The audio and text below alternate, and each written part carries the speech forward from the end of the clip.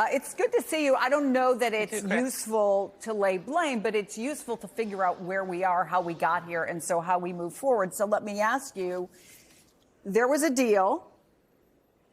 That deal seems to be dead. Is it a Donald Trump problem? Is it an Elon Musk problem? Or is it a bipartisan problem? Because as one of your Republican colleagues said, the American people didn't send representatives to Congress to do a 1,500-page bill in less than 24 hours that spends $110 billion. Chris, thanks for having me. And let's just be very clear.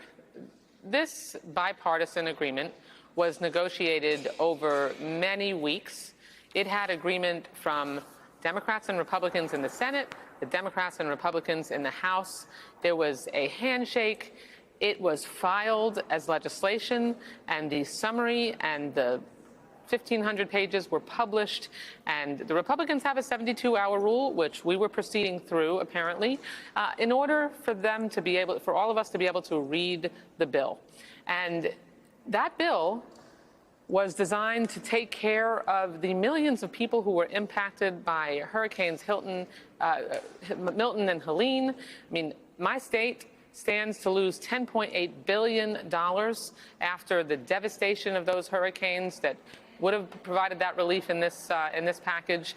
And what Mike Johnson needs to do is go see the wizard and find some courage to stand up to an unelected billionaire who stands to make even more money when the tax cuts that they are planning next year come through. And that's why they want to increase the debt ceiling, so they can leave themselves more room to take care of billionaires. We need to stay here, pass the bipartisan agreement, and make sure that our farmers, our seniors, our small businesses, and the folks who had their lives devastated by these hurricanes are made whole again.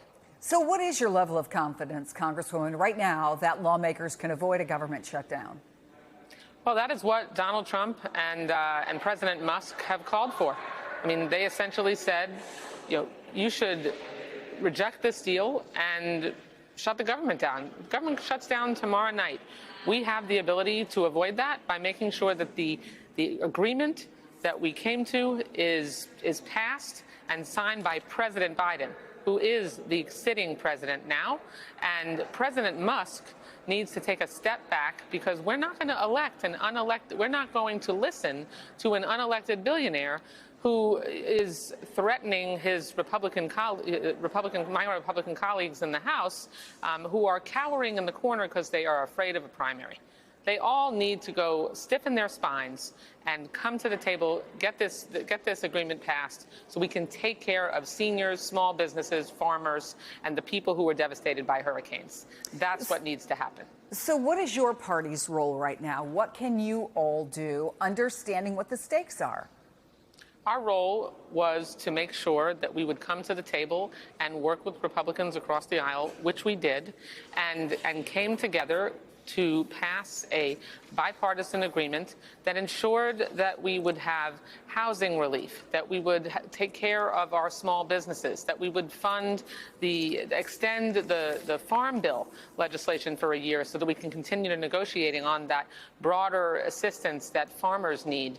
But particularly that we need to make sure we pass the disaster supplemental, because there are millions of people across this country who were devastated by hurricanes and wildfires and floods.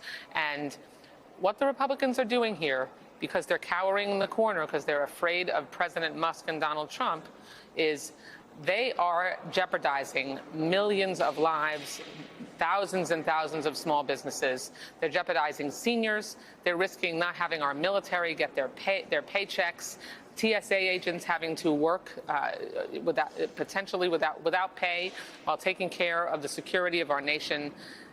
They are the chaos caucus, and this is just a preview of what's ahead of us for the next 4 years.